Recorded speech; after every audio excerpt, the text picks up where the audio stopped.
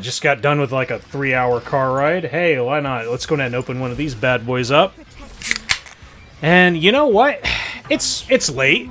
I got 15 minutes in me. Let's go on ahead and just knock this motherfucker out, shall we? So hey guys, buffs came through. So basically what that means is we're basically only going to use like Little Queen Charlotte and Falconer Kluri for the buff demonstration shit, because I totally forgot what all fucking other shit was done. Either way, this is an Ahmed, a Death Dealer Ray, and an Urban Shadow Choux. So what we're ultimately going to be doing is we're going to be taking advantage of additional turn shenanigans. So what we're going to do is, Benimaru is going to immediately proc, he's going to be unaffected by bullshit, then he's going to go in and we're going to attempt to kill the DDR. Now, the DDR didn't die, but thankfully for us, we have a backup plan. Our oh so wonderful ooh-woo jellyfish-loving Dragon King Sharun waifu senpai, whatever the fuck other Japanese garbage shit you have to remember to fucking say this shit with. Hey, she's there to protect us from falling asleep and being fucking useless. So ultimately, we'll use that. We'll ultimately use some cascade shenanigans to then eventually kill the Death Dealer Ray, as well as a couple of really lucky dual attacks, because LOL, hey, sometimes you just gotta get lucky and then you'll get that shit working for you. Then Little Queen Charlotte to nuke the Choux, and that's pretty much it. Now, that first one was kind of interesting just because, like, hey, cool, LQC is going to be doing some crazy shit in the near future, especially with all the extinction shenanigans she's going to be getting. But either way, I see a light team here. A light team of Savior Adin, Unbound Arowell, and Navy Captain Landy. And my auxiliary lots, who was buffed recently to get a little bit more speed, takes turn 1. What do? We'll boost up the Arunka, annihilate that Savior Adin from fucking existence, throw that bitch into the Shadow Realm. She doesn't need to fucking be getting out anytime soon. And then, right there, we saw the Navy Captain Landy had 16k HP. Well, okay. Well, that's fucking free. Because about the only time I'm ever not going to one-tap that is if you're ever at over 20k HP and you have, like, a form of defense that's on your Navy Captain Landy. So, okay. Free. Easy peasy. And the Navy Captain Landy forgot to take her Adderall that day, so she straight up wasn't really reacting and doing some crazy shit. So, either way, we've killed our 2 DPS because Arunka be being mad-based with a good old auxiliary lots cleave format, and all you're left with is Unbound Arowell. So, just pop that S3, give them the sweet kitty cat nuzzles, and they're fucking dead. So, are you ready for the bullshit? Because here it comes. I got some shit to say. So right here, this is Abyssal Yufine, Ocean Breeze Luluca, and also a regular Choux. Now, before any of you fucking tell me, yes, I am very, very aware that if Falconer Kluri wasn't there and Elvira was there, this is 100% free. Why is it free? Basically, it just makes Abyssal Yufine do nothing. And we have Roana with us, so any and all counterattack shenanigans, all that shit, hey, free. We're just going to straight up get all the heals that we're ever going to need. Everything's going to be hunky-dory, super easy. So basically what you're seeing here is we were fast-forwarding because, hey, the only other threat that was kind of annoying was Choux. Okay, let's kill her. Now, right here is where the problem relies here. So Falconer Kluri was recently buffed so that she has resource reduction that's on her S1. She only deals 40% of resource reduction. Now, I do not know the numbers right off the top of my head, but guess what? If you hit Abyssal Yufine and she counterattacks you, that is a net neutral amount of fighting spirit that she's going to be getting back. So the only way in which that this can actually fucking work is, one, my Falconer Kluri is not fast enough to be taking turns like an absolute fucking mad person. And two, if the fighting spirit reduction was done at the end of the turn instead of at the very beginning of the turn, then you would actually see a means of countering things that have counterattack to them. And I really think it would be super amazing going into things like Navy Captain Landy as well, because as it is now, Falconer Kluri can work going into Navy Captain Landy. It's just, I would much rather just one-tap her with something like a martial artist Ken or something that's going to auto-crit her.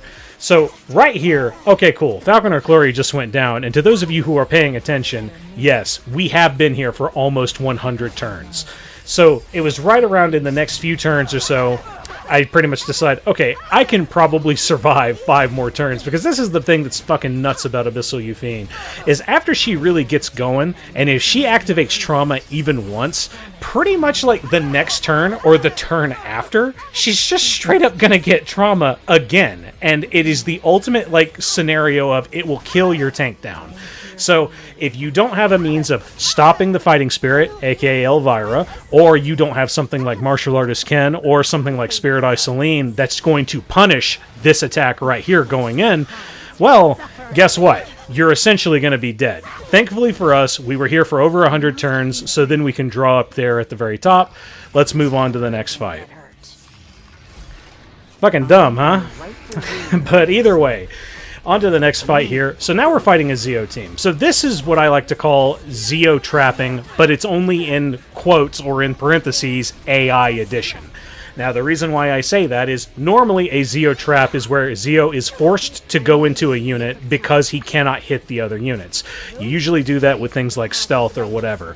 But the thing that's interesting about Zeo's AI is anytime that he acts on his S3, he always goes into whoever is the highest up on the CR bar, or who is closest to getting their next turn.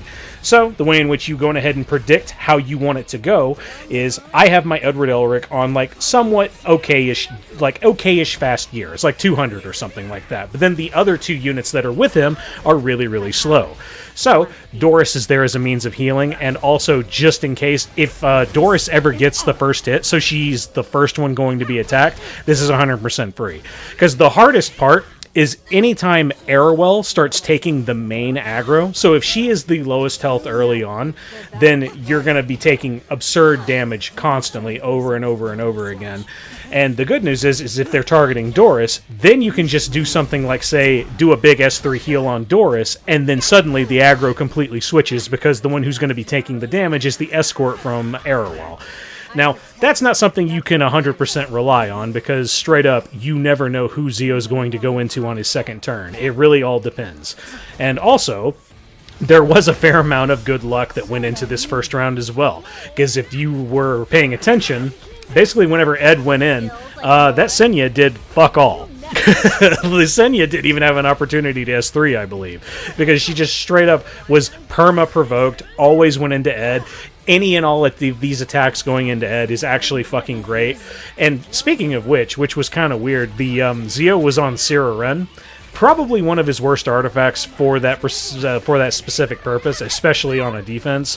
But either way, any and all of these wonderful hits that deal a debuff going into Ed is just going to do good for you, because we also have to deal with ae-KARINA over here. And if ae-KARINA is focused into a unit who is going to be really, really hard to land a Death Break, as well as be fairly thick and tanky, then, hey, congratulations. You essentially are just going to eventually win, but sometimes you might miss, like, half of your fucking shots, because LOL, element disadvantage, always fucking works on your side, but then they always end up hitting you. It's just fucking great like that, dog. It's the best. And now, on to the final match. It was really nothing special in particular. Like, you can fight this kind of mono light team in any way that you really choose. For this one in particular, I saw Savior Adin, Unbound Knight Arowell, and Spirit Eye Celine. So the big thing in particular is, okay, let's go ahead and let's throw in one big dark unit that can tank any form of abuse that you can imagine. That bad boy's name is Dark Motherfucking Corvus. Now, Dark Corvus, on Proof of Valor, straight up, will tank anything that this fucking team dishes out at you. Now, the one thing that is kind of concerning is anytime Spirit Eye Celine happens to roll high on things like Dust Devil, and then you end up getting 2 hits instead of 1, things of that nature. But, hey, guess what? We have Destina here. Destina is she is a reviver unit. She also has multiple forms of healing. We have Desert Jill Basar with us. He, anytime he uses S1, will also heal.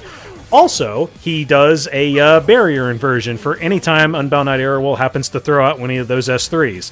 I didn't have the perfect opportunity to really use it because the Savior Adin was fairly fast, but hey, whatever. So hey, right here, turn 1, Hey! Whenever we finally got our Devil's Descent, the Savior Adin is fucking dead. Now all that's left is going to be Unbound Knight Arowell and Spirit Eye Celine.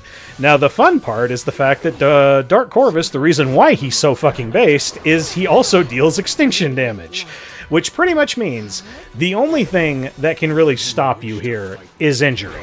But it's very, very hard to assume that a Spirit Eye Celine would possibly be on injury. Now, before any of you say, oh, there ain't no fucking way anybody would ever do that, I've fucking seen it. I've seen it. I don't really recommend it, but either way, for a fight like this, it could actually be an effective trap. The only problem is, I did also go into this with Desert Jewel Basar and with Destina as well. Sure, you can't heal injury, but I do also have 2 forms of Guardian Ice Crystals, and I'm pretty sure those both will eventually proc, or if one is on cooldown, the other one will actually be able to proc. In the future, I'm hoping to probably change Desert Jewel Basar's artifact, probably just do Shamadra's Staff instead. Whatever. I'll get around to this shit whenever I eventually get to it, dude. Remembering to gear shit's annoying. Also, straight up, Desert Jewel Basar, like, not landing any fucking stuns, period, because LOL. But either way, all that we have left is Spirit Eye Celine. We've extincted the entire crew, and so far, Dark Corvus has, like, not hit anywhere below half health because Proof of Valor is unbelievably based. The Guardian Ice Crystals from both of our fucking healers are based. The constant heals coming in from Desert Jewel Basar and from Destina, both attacks that, if they were dual attacks, are heals. Hey, you just kind of weather the storm. Now, for this bad motherfucker right here. So, Urban Shadow Shoe, Apocalypse Ravi, and Ocean Breeze Luluca. I pretty much figured, okay, that Urban Shadow Shoe's gonna go first. Let's see who we kill. It's either gonna be Urban Shadow, or it's gonna be Apocalypse Ravi. And we deal 28,000 damage to the Apocalypse Ravi. Hey, she's gone. Now all that's left is the Urban Shadow Shoe and the Ocean Breeze Luluca. So, depending on whoever died first, basically, if the Apocalypse Ravi didn't die and it was the Urban Shadow Shoe, then you would take that opportunity to either kill with Watcher Schuri onto the Apocalypse Ravi and vice versa. That's basically how this all works. Because they're 2 big, like, thick HP fuckers, so... Yeah, pretty much if you have Death Pen, which these 2 units do have, Straze and Watcher Schuri are kind of the fucking kings of Death Pen. It's just they require specific setups to really make it work. But either way, we're 100% in the clear. All we have left is Ocean Breeze Luluca, and this single little attack from our good old big boy GP ends that fight. So, boys, I want to go take a nap. Well, not yet.